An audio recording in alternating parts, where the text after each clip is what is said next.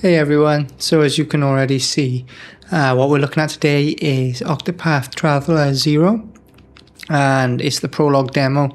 I've been playing the prologue demo a little bit, and I just wanted to have a little look at it for something different on the channel, because even though I do tend to favour modern looking games, I think this just looks fantastic. And as you can see, I've already played it like an hour and a half. I just thought, oh, I'd give it a try, and it's already an hour and a half passed by. So I think I'm going to pick this one up. I just know that it's going to be a time sink, but I just wanted to show you all just how beautiful this is, and even how in a 2D, well, it's 2D, 3D, 2D HD I think they call it, but you've got so many different artistic elements here.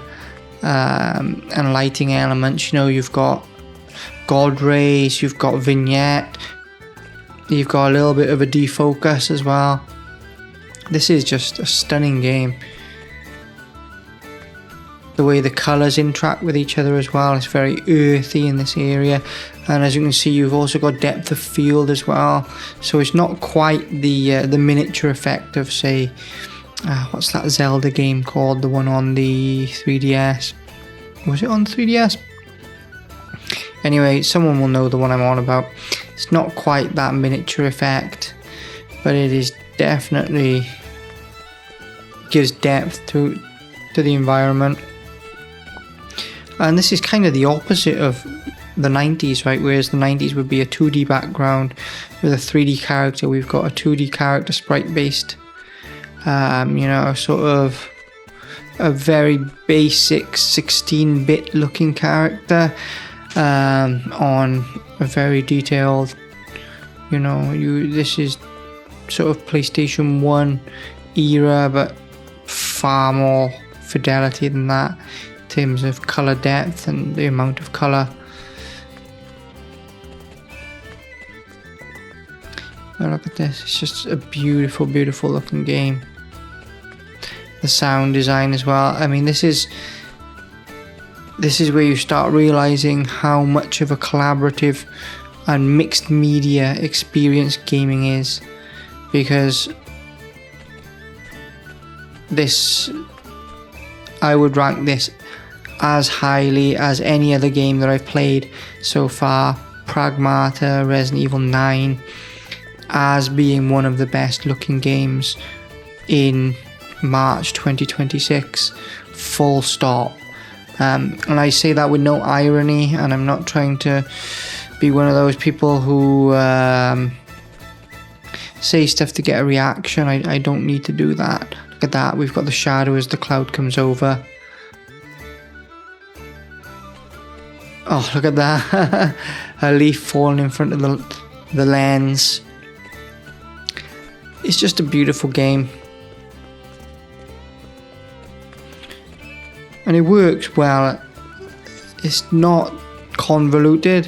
What I found was either, I don't know, I was very young then, but you know, on the PlayStation, on the Super Nintendo, I found these games really quite difficult. And even on the PlayStation 1, I found that, you know, the sort of 2D JRPGs were a lot tougher to understand, but you have to sort of understand how they work as well, because they all play by their own rules.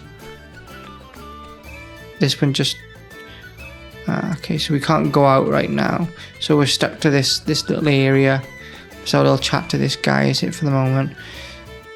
This is the only thing I don't like about it, is this almost Comic Sans-esque font. Not a font I would have chosen, but I do like how you know, the text boxes are slightly translucent. And I like how it's not white and black, it's sort of grey and white, very similar shades to what I use for my own brand.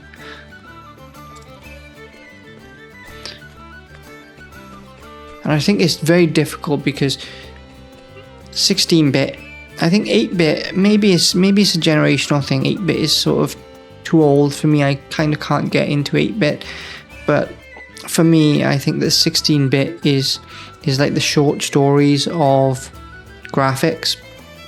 You have to really distill everything down to the most simplest outline, colors, whatever it is. Otherwise it's indistinguishable from just a bunch of pixels. Like there you've got a bag of potatoes, and you know, you've got like a row of sausages, and they're quite clearly potatoes and sausages, right? Yet look at them. Obviously context means a lot. Oranges, you know, I think that to do something successful or this successful in 16-bit is an accomplishment in itself. Gorgeous music, gorgeous palette, like some Bavarian village, maybe, you know, Swiss or something. It's definitely got that feel to it. Should we go in the church? And there we've got the God rays, and you can start seeing. So let's have a little chat to some of these guys. So far there's nothing like outstanding in the story. It's very JRPG basics, but everything else. What's this gravestone? Can we interact? No. But everything else I'm so amazed with it.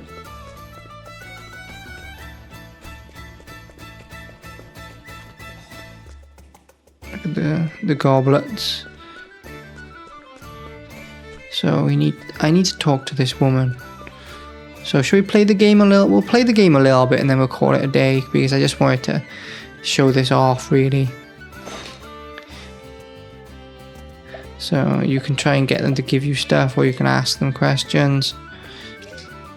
Participate in the enkindling. That's the only thing I will say, is the writing is a little bit YA.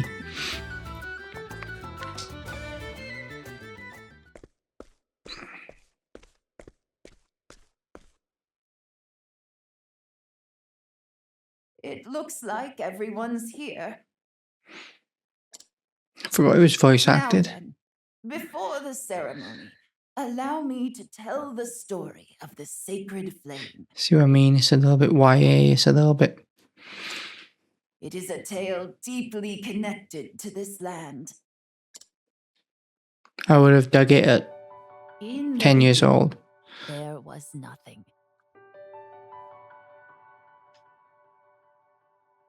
Everything began with the birth of Orsa, mother of all. She created our world, the land of Orstera. But she lamented her solitude. So she made a companion, Finis, father of all.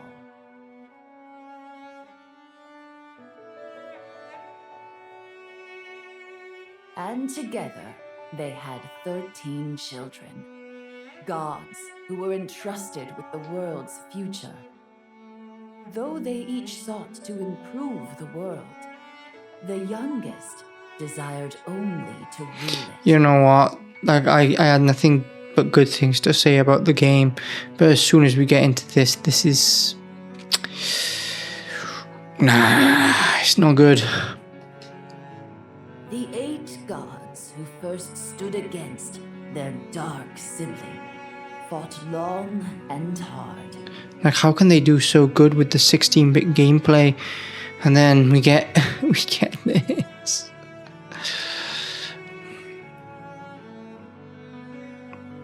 They imbued rings with their powers and entrusted Oh, them to no. the Flamebringer, It's Elric. And it's just- thus the Flamebringer brought the light of the heavens down to earth and sealed away the dark god. like this is worse than YA. This is like fanfic territory. Like everything I just said that was good about this game is sort of getting corroded by these two splash screens with the generic sort of World of Warcraft menu screen style, generic, with the horrible Comic Sans-esque font. And then you've got like the 9 rings of mortal men.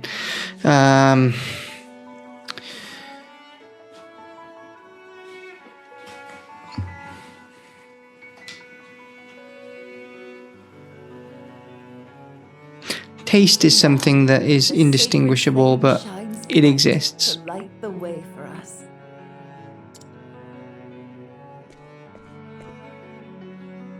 And so long as a fire burns upon the pedestal here in Wishvale.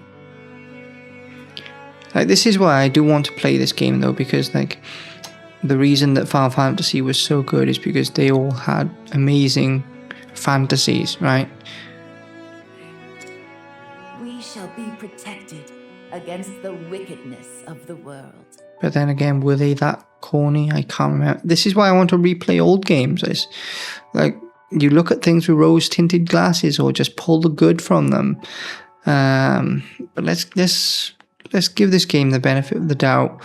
And it might just be a game where, you know, occupying that world matters more than the reason why you're going on this quest to destroy the One Ring at Mount Doom, or whatever they'll get us to do next. Now then, let us begin the enkindling. Everyone, please take your torches in hand. I think this is like a very YA sort of trope as well, isn't it? The trial by fire, the what do they call it? I think it's, I don't know, like, I don't know what they call it. You know, that what teenagers believe, we'll do this one thing and then they're an adult, that thing, what's it called? I don't know. It's not something I really talk about often, so, but you know what I'm talking about, right? That what's it called? Rite of passage, that's the word. Rite of passage. Very, very YA trope, yeah. Come on, let's do it too. It's one of the reasons why I absolutely love Ursula Le Guin and Earthsea, because her version of a rite of passage was letting out an ancient demon into the world, because Ged was bored.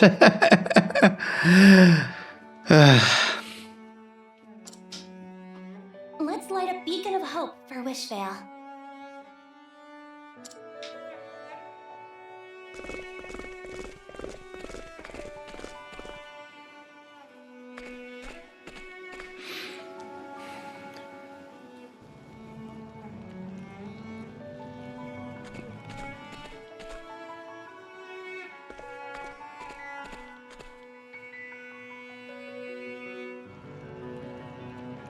Then again, you could also say this is sort of a cultural thing. This is very Asian festival, very Japanese festival. This is not a weird thing to come across in Japan or in Asia in general. Is that fire?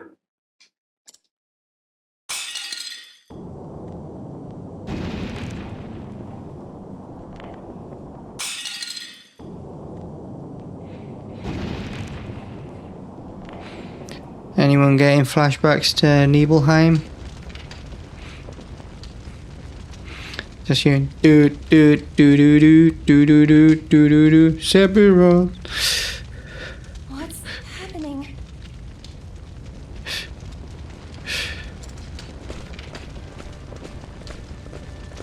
And there we are. We've come to join your little lighting ceremony with some fire of our own. Oh, it's so bad. Crimson armor. I suppose this is how, Are the scarlet this is what happens when you don't plan things, right? I just said so much good about this game, how I really wanted to buy it, and then it sort of spun on a dime.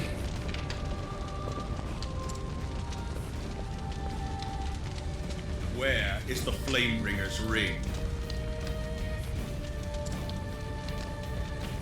I do not know. Now leave.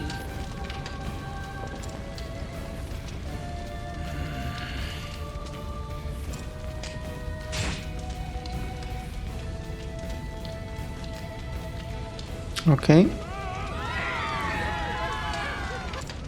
Take no prisoners. Oh, itchy nose. I said this before, but ever since the dogs come into the house, it's like hair everywhere. But what can you do? Come, Scarlet Wings! So I'm guessing now we have to battle. Okay, so he's taking out 2. Cool. Leave the square to me. So this is my dad, right, in the game. Look after your mother. Yeah.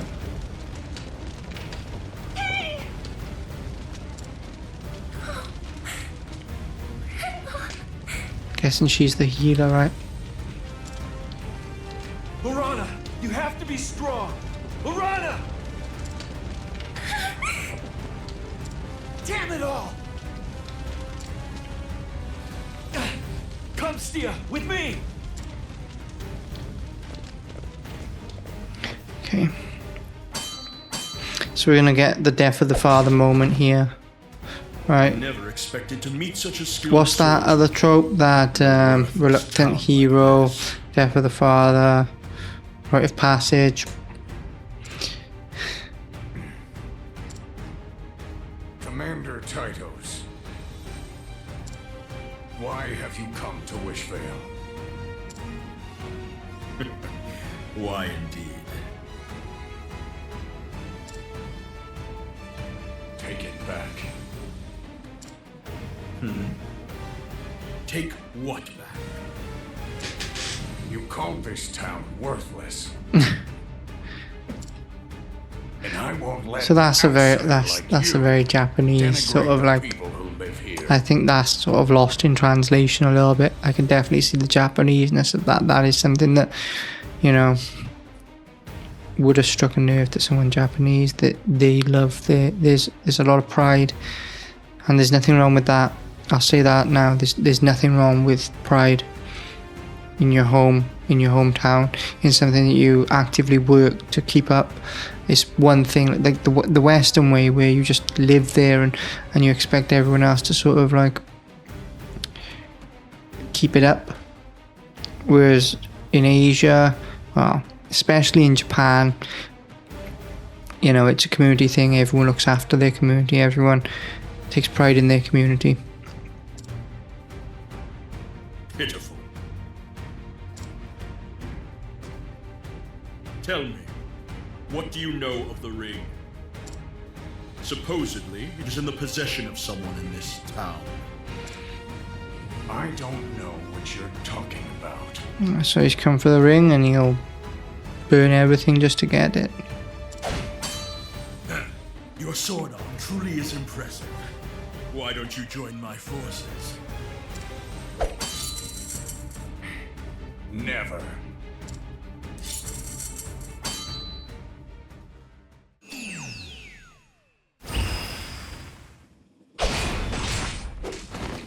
Okay. Poor fool. Your sword was wasted on this village. So we both have the death of the father, but also you've got your nemesis now, right? You've got someone who is truly strong that you have to then grind to be able to defeat. It was a mistake for any of you to live here.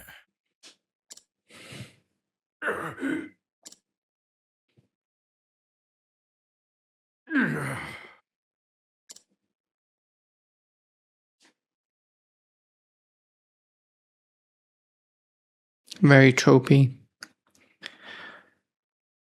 I mean, have they always been this bad? This rigid, should I say? What a bore. And we got the psycho, right? Her ending was entirely unremarkable.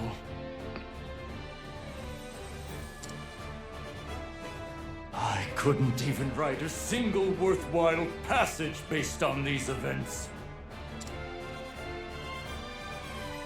I need something far more thrilling. So he's like the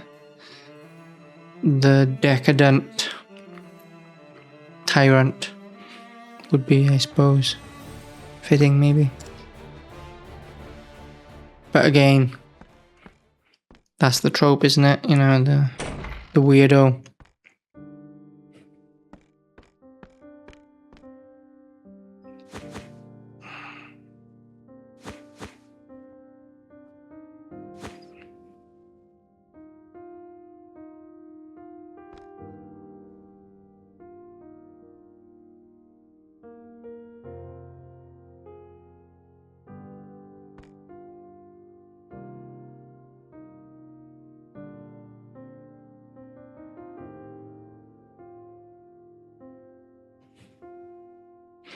Because it's so early in the game, you don't really feel for these people, right? You sort of have a bit of empathy regarding the situation, but it's not like in Final Fantasy 7, where Aerith dies.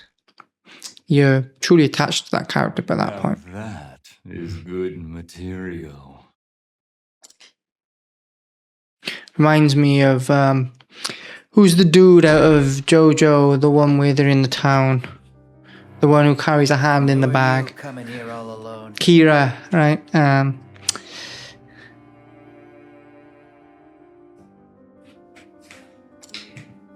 Wielding a weapon, your eyes full of rage.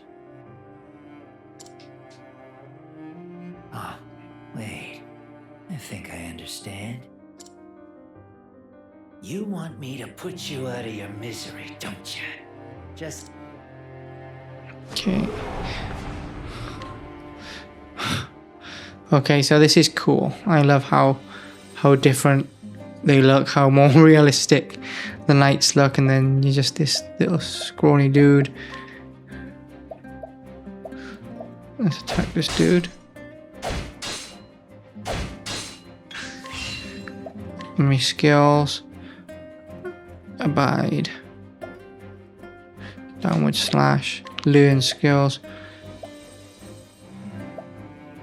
Okay, so vacuum slice. So let's go for this dude. And I made the mistake because you can see up there who. So this one's going to attack first, but because he's up front, I thought I'd take him out.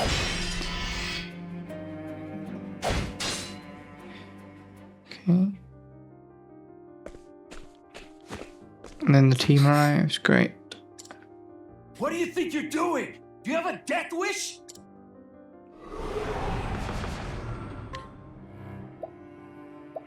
Okay, so back to learn skills. I'll go for twin shot. And this guy, because obviously, like, we're well into his health now.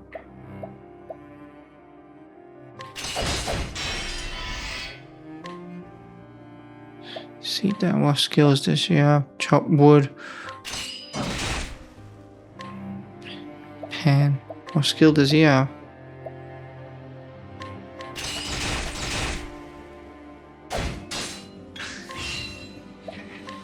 So I'm out of skill points now. That's cool, that was a critical. And Sheeta can give first aid.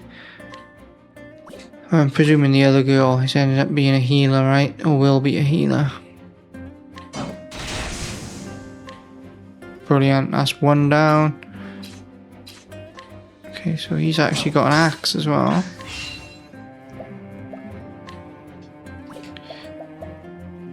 So how do I turn off that? That's a bit annoying, right? How it's got that.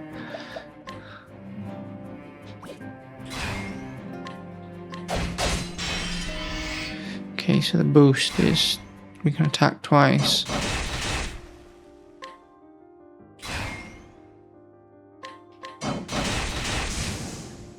Brilliant.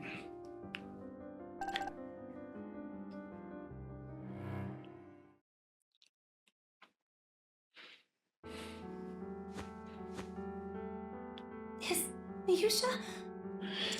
Nope, she's gone. No.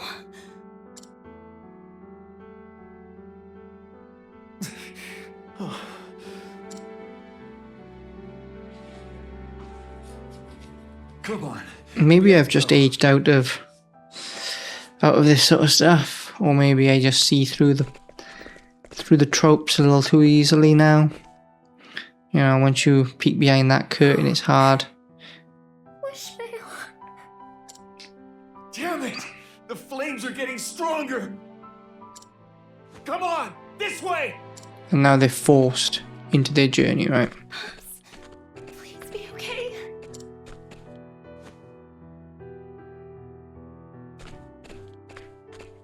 This is what leads them out of their little town. New companions acquired. Let's save our game. And let's call this an end.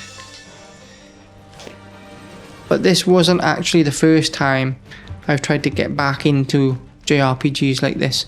Because, I tell you what, let me just quit out of this first.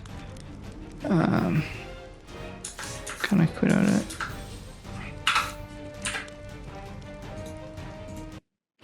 Okay, so as I was saying, it's not the first time I tried to get into JRPGs like this. I actually bought a Switch OLED, God, years ago now. It's in here, I barely use it.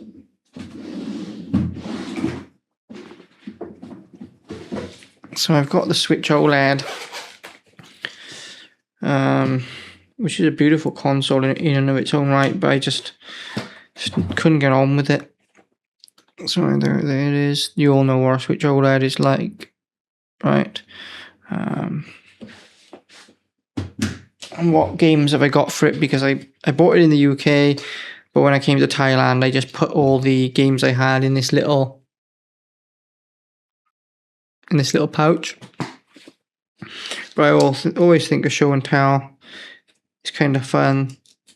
So I got Deerfield Chronicles.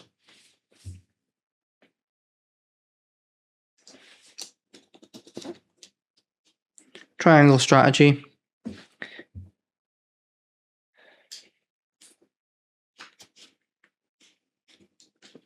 Live Alive.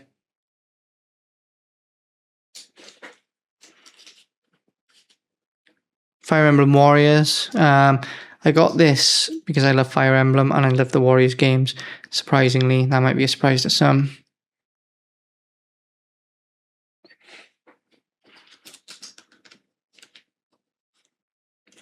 Okay, does that want to go back in? I've never even had this out, and yet it managed to have dog ear in it. Neo Automata, Switch version. Something I thought would be nice on the Switch. Xenoblade Chronicles 3.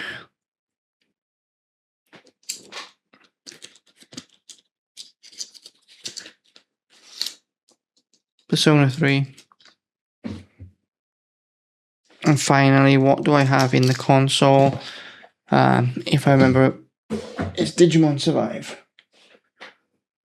Which was a big surprise. Digimon Survive.